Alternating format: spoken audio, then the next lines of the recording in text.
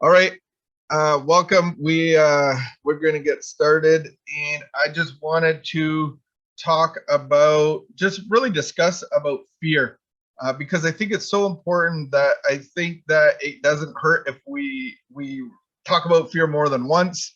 That we reiterate what that looks like, maybe share my experience with fear, and go into the big book of Alcoholics Anonymous and really see what it says about fear, and then bring the big book into it, bring the Bible into it, and see what God has to say about fear as well. So I'm just going to, I always have trouble finding the small books of the Bible, but I'm going to be in First John a little bit, and we'll go from there. All right, so when we look at the disease of addiction, when we look at the problem that brought many of us to our knees and into the room, and really at rock bottom, I think that rock bottom for most of us is death.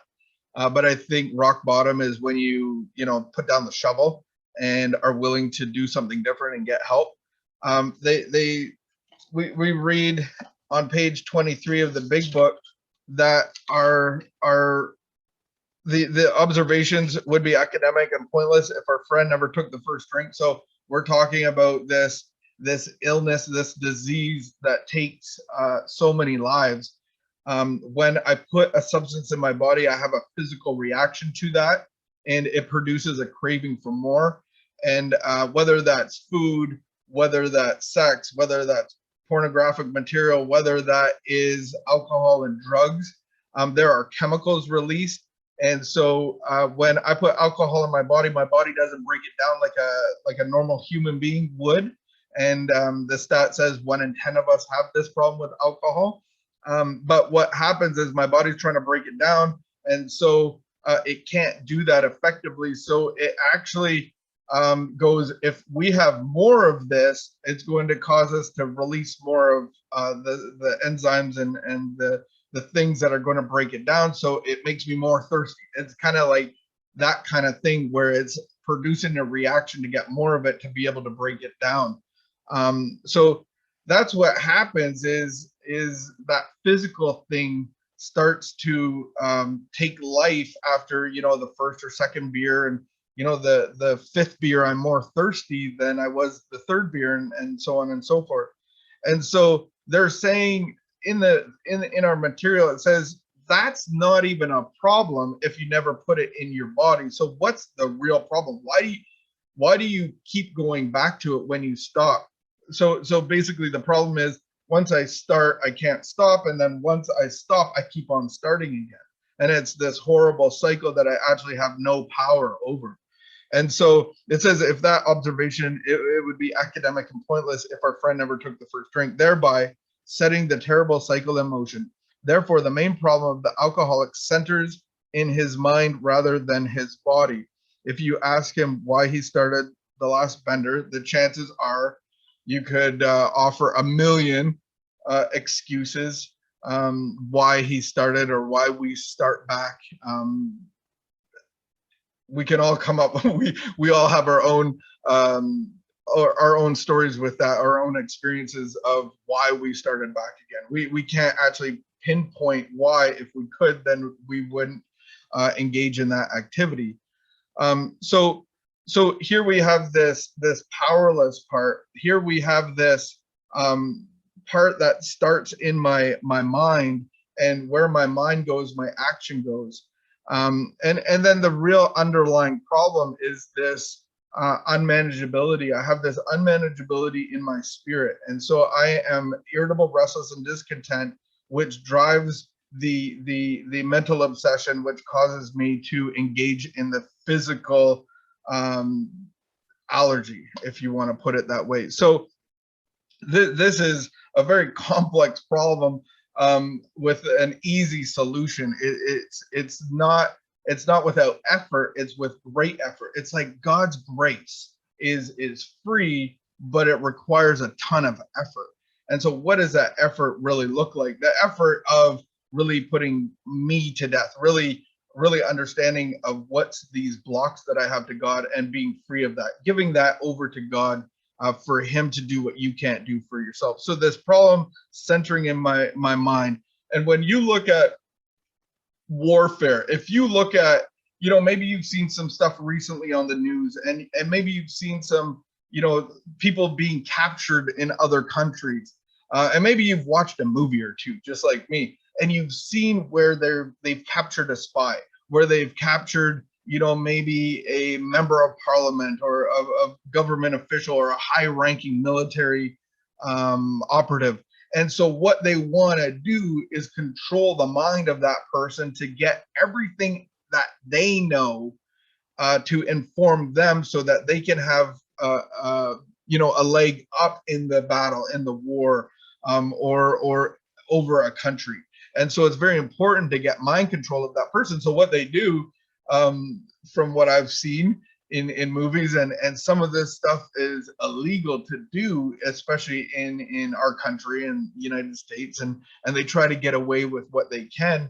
But there's countries where they'll torture people. They rip off fingernails. There's a thing called waterboarding.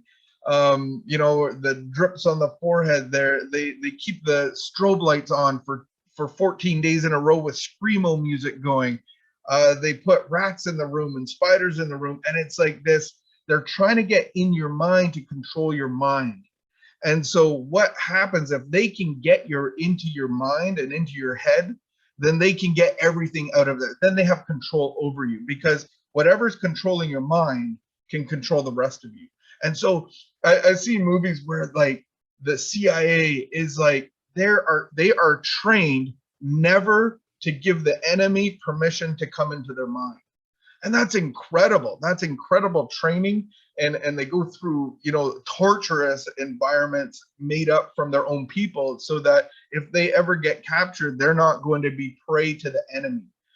So they can actually die a free person without the enemy, having mind control over them. And so really interesting concept of how the enemy actually comes into your mind to control your mind. And so if you're somebody sitting there right now and you can't control your thinking, the enemy's there, the enemy of addiction, the spiritual enemy. If you can't settle your mind down and calm your mind down, then who's really controlling your mind? And so this is what we need a break from. When my mind's going 100 different directions, 100 miles an hour, I'm full of fear and insecurity. I don't feel good about myself. I feel like there's something happening somewhere else and I need to be there. And I'm irritable, restless, and discontent. I need a break from that. And so I personally go for the drugs and the alcohol and the relationships and all of that stuff so that I'll be okay. So this is how it happens in I was reminded of this week, and I hate sharing this story because it makes me look really bad. It makes me laugh, but at the same time, I've always been this tough guy. I've always been really quick to respond, and I never back down from any situation. And I show you that I'm not fearless. But what I've come to realize in my own recovery, all of that facade, all of that bravado was all built on a foundation of fear. So I really cared what you think about me for me to be okay. And I have to be seen a certain way for me to be okay. But it all centers in fear. It all centers in my mind. And so I grew up as a adoptee and was carted all over the world. I had a beautiful upbringing with parents that were missionaries. So I got to travel the world, went to Asia, lived there for 9 years, and saw a lot of cool things. And so I had that experience. I grew up in the church and grew up in the missionary field. And then when we came back, it seems like a very hostile environment when you come back and don't know who Corey Hart is, and you don't know the cool clothes, and you're not allowed to go to the school dances. And so part of me was I just really want to fit in. And so we would go to camp, these summer camps as a youth group. Like in church, you have your congregation, and then all the kids have their own little church thing. And so we went to summer camps. And so one of these camps, we went to a New York City camp, and it was really cool. Like they had there was a ton of people, probably 200 kids. And when we roll in there, it's taco day. Like right when you get off the bus, it's like they're just giving you tacos, and this is like the best experience that a kid could have. And they got zip lines, and they got this blob in the lake that when you jump off of it, somebody's at the end of it, and they go flying like literally 100 feet in the air. They got like so much fun stuff, and we had a blast there. And so from what I heard, me and my brother are a little bit like hyenas. Like we don't really have an off switch, and we're just going to go and go and go until we can't, until we get in trouble. And so our cabin had about 10 of us, kind of very similar. And so what we did, we would go and raid other people. There was some heavy competition. There's some lacrosse players. We were the Canadians, and the only group of Canadians in the whole camp.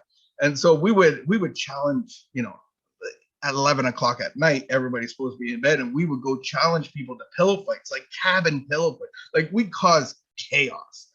I thought it was just good fun, but I actually heard from our youth group leader that we actually got banned from the camp. We weren't allowed back. We caused a lot of trouble.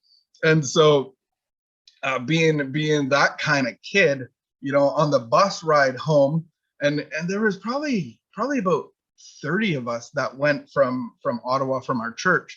And there was a bunch of the girls, and they're attracted to the rough pillow fighting boys, right? And so we're just always chatting up the girls and showing off a little bit, and being those little lions of who's the strongest of them all, and you're kind of showing off all the time. And that's like that spiritual sickness that I always had before I even started drinking. And so we get to, I think it was Watertown, right before the border to Canada. And we go through the mall, through this little mall, strip mall or whatever, and we're just taking a water break and getting a little bit of food. And me and my buddy Ron, we come across this jewelry store, and this jewelry store is selling diamond-studded earrings for like $50. And we're like, we got to get earrings. Like, obviously, like this is God speaking to us. You must get earrings. So we buy the diamond-studded earrings. We go to the hair band boutique. They got the banana clips, they got the hair bands, they got the extensions for your eyelashes, the girly store. They got all that fake jewelry, but they pierce your ears there. And I think it was like we each had to pay $5 or $10 back in the day. And I have a lot of anxiety around sharp things like needles, just needles. Like I've always had this problem. When you grow up in Asia, you get needles it seems like by the hundreds. You got to get vaccinated like 30 times just to go overseas. I don't know if anybody's traveled to Jamaica or Dominican or whatever. You got to get a bunch of needles. So I grew up with that, and I was horrible at it. Like I would scream and cry, and just like it was a train wreck every time I had to get these needles. So coming into this situation, I thought, I'd be brave enough to get my ear pierced. It can't be that bad. So my buddy goes ahead, and you got the 14 girls all crowded into this one little boutique store, and my buddy Ron sits in the seat. They put a little X on his ear, and they go like it's like a gun. And he's like, doesn't really react, and he's got this little stud in there, little metal stud. By the time it heals up, then you can put our cool diamond earrings in. And so now we got a little bit of a crowd gathered of all the girls, and I get to sit down, and I'm very anxious in my gut, and I'm scared, and it's fear. This is fear. I'm fearful of getting hurt. And so what happens is that I get the little X, and I get the gun, and I take a deep breath in, and it goes, and she goes, oh, and she just did that. And in my head, this is what happened. In my head, the stud was now in my neck, right in my jugular, wherever my jugular is, it hit it, and it was spraying blood. That is what's happening in my head just by her reaction. And then all I heard was from the crowd of girls, "Oh, he's turning gray." And then I couldn't see in front of me. I couldn't see the rack of hairbands. And I'm like, what's happening to me? I'm bleeding out. No one's stopping it. And then the lady goes, "Here, smell this." And I just went, and it was smelling salts. And immediately, bleh, like I puked all over the store. My point is, yeah, I'm a wuss. My point is, fear was gripping me, and the fear of I'm going to get hurt or this is going to hurt me outweighed any other thinking of how I actually will look or actually what's happening, because it actually didn't hurt me. And so I asked the lady after I puked, I go, "What's wrong?"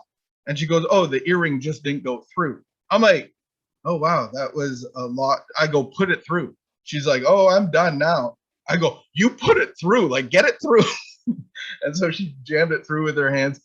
Needless to say, we got free service that day. They didn't charge me for my earring. But the point is, I'm being driven by this fear that's inside of me, and it's controlling my mind so much that it's actually making me physically sick. And I've had this so many times where I've been in the dentist and I get a needle, and needles don't even hurt in your mouth. Like, really, they don't really hurt. But it's this tension inside of me, this fear inside of me that's actually causing my mind to think things that aren't even real. And you know how many times I puked after a needle in the dentist office? I fainted once giving blood, like getting blood taken out of me. And this, just recently, I got vaccinated for the COVID-19, and I'm the guy that goes in there. I'm anxious, and I, try to high five everybody just to get my mind different. And you're not allowed to touch anybody, but you're guided into wherever I had to go in the hospital. And I sit down. I just told the lady, "I'm not good at this. I hope you are." And so another nurse, she's massaging my back. She's like, "You're gonna be good. Look at all your tattoos. You're good. You got this." And I'm like, all right. I go, tattoos are different, but. And I just said, like, she goes, "Okay, put your arm down, play the piano with this hand." And I'm like, "Okay, this is dumb. I'm not going to do that." And I take a deep breath in, and she goes, "Okay, done." And I'm like, I didn't even feel it. So something in my mind, or the fear behind this, has been removed, because I didn't actually physically feel it. But typically there's a fear that's controlling my mind that comes out in my body. And so this is what's happening inside of us. We have these fears inside of us, and they're actually coming out into our mind, causing obsessive thinking that's distorted or not even real, and actually causing our physical bodies to be sick. Anxiety disorders, panic disorders, codependency stuff. Like, our minds are controlling our bodies. And so this is what the recovery process looks like, is actually getting all of these fears removed by a spiritual connection. So there's nothing that I can do to work upon this. I think that we can put some cool stuff of meditation and breathing and prayer and spiritual practices and going to therapy and going to all of these things, but we actually need the power of God to remove this stuff, to actually do for what we can't do for ourselves, or any other human can't do. Otherwise, we're just working against our own issues. When I look at what our problem is in the big book, it says selfishness, self-centeredness, that we think is the root of all of our troubles, driven by 100 forms of fear, self-delusion, self-seeking, self-pity, and we run into the world around us. This is my experience without alcohol. I never touched alcohol until a couple years later. And alcohol took away all of those fears. Alcohol gave me a lot of promises that are in our recovery books. But what it never did, it never casted out fear. It never took it all out. And when I was sober, then I was raw and real again. I had all of this stuff come in. What it says in the Bible in John First John 4, First John 4 in verse 18, such love has no fear. And they're talking about God's love. God is love. I heard somebody doing a step 2 assignment where they were asked to name God, and this person was actually not really a unbeliever in God or agnostic, but somebody that was atheist, that said there is no God, absolutely no God. And so she was really challenged with this assignment. How do I put on paper who God is? How do I don't understand that there is any God. And so she was given this assignment, and she was just asked to close her eyes and to breathe in deeply and go, God, if you want to reveal yourself, if you're real, just let me know. And she goes, the weirdest thing happened when I did this. I quieted my mind, I took a deep breath, and I saw a picture of a rose and the word love. And on my paper, I wrote love. And I'm like, that is the most profound thing I've ever heard about God. I'm like, whatever theology books and all the teaching on YouTube, all of that stuff, it's like an atheist actually saw a picture of a rose and the word love, and that was her assignment. God is love. And that's what it says in John, 1 John chapter 4, in verse 16. God is love.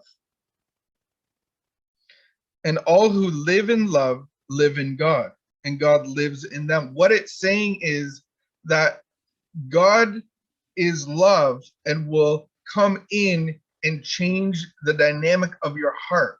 And he will come and fill you with his love. This is what the connection is all about. And that's what the opposite of addiction is connection with God. And so addiction isolates us, removes us from family, removes us from our children, removes us from our bank account, removes us from our health. Addiction takes us away to isolate us, to be destroyed, so that the enemy can have mind control and your body will be destroyed. That's what addiction is. And the opposite of addiction is actually connection. And so we connect together with each other. We have spiritual connections with each other. But what we really need is the connection of God, a spiritual connection to come inside of us and fill us with a different spirit. Because like I said, I was born with a spirit contrary to the spirit of love. It was the spirit of fear. I was born into that. And as we live in God, has anybody ever lived in alcohol? Has anybody ever lived in drug addiction? Has anybody ever lived in food addiction? That's what we're talking about, living for something. And so this is what worship is. I actually live in God. What does it mean to, I think some of us in the addiction community understand what worship is because we've actually really given everything we've had and owned and could own to our addictions. And so this is what it's suggesting, is that if we give everything in worship to God, he will fill us with his love. And as we live in God, our love grows more perfect. So this is a growth thing. We grow into it. So we will not be afraid of the day of judgment, but we can face him with confidence because we live like Jesus here in this world. Such love has no fear because perfect love expels all fear. If we were afraid, it is for fear of punishment, and this shows that we have not fully experienced his perfect love. We love each other because he first loved us. I was unable to love anybody or anything, including myself, before I felt the love of God. And it doesn't mean that I was perfect, but it means that God's perfect love started to cast out fear. And as I came forward in my recovery process of giving myself to him, like it's a process and it's a transaction. God's not a magical, we can't use God to, love is consensual. So I have to consent of what God's going to take away. He's not just going to magically take away. And I think some people use that as a prosperity gospel. It's a wrong gospel. That's not love. That's control. God's not going to magically make your life all better. You actually have to come and say, could you take this away? There's nothing I can do. This is a fear. This has been controlling my life. This is the nature of my character. Could you do something about it? And it's up to God to start inserting his love into you. And so where God's perfect love is, it casts out all fear. And so now we don't have to be perfect, but we have his perfect love. We don't have to be perfect, but we have his love in us so that we can love the world around us. And so that is something that I never understood what love was until I was given his love inside of me. And then I was able to, it started with tolerating the world, but now I can love the world around me. And that's one of our guiding spiritual principles, is that love and tolerance becomes our code. I think we have to grow into it from my experience. I didn't just all of a sudden have this experience with God and then I was like a love bubble machine, shooting out rainbows at everybody and hugging everybody, and I grew into that, and that's what a good father does. He doesn't teach you everything at once and overwhelms you. He gets you in helping people at a rehab center, and then he puts you into leadership at the rehab center, and then he grows you, and you continue this relationship, and the fear gets pushed out and pushed out and pushed out, and soon when you go to get a needle, you're not going to puke because the enemy has no ground to your mind, because you have been restored back to sanity, to you have been restored into right relationship with God through the power of God. And so this is what we have a reprieve from, that we're never cured of addiction, but we have a daily reprieve contingent on my spiritual connection to God. And that is in page 85 of the big book. And so that's what it's like living one day at a time. I don't get sober one day at a time. I don't stay sober one day at a time. That is like living in hell. If I'm like white knuckling, like one day at a time, I'm going to stay sober today. What we're talking about is I have to spiritually connect with God one day at a time. And through that, I have a daily reprieve of self, of ego, of this thing that builds up in me. It's kind of like the opposite of a cell phone. Every night I go to bed, I plug in my cell phone so that it can be useful for the day ahead of me. It's opposite from us. At night, we unplug. You know, we go on a vacation, we unplug from everything. In the morning, very specifically in our book of recovery, it says, upon awakening, we connect with God. So upon awakening, I'm disconnected, and now I have to connect to God physically, mentally, spiritually. Just like I used to connect to alcohol, I have to connect to God. So every morning I wake up and I connect to God, and there's an outline for that and an instruction how to do that effectively. And yes, we can add our stuff and add Bible studies and add different types of teaching and therapy and all of that stuff. But have I given my heart to the love of God? And so where there's fear, there's going to be mind control, because that's how the enemy gets in. And so the point of recovery is that I can recover from a seamlessly hopeless state of mind and body. And so the battle is in our minds, and it comes through the roots of fear. And so I don't know if you can relate to that, but we can just open that up to comments and questions and see if you relate to that.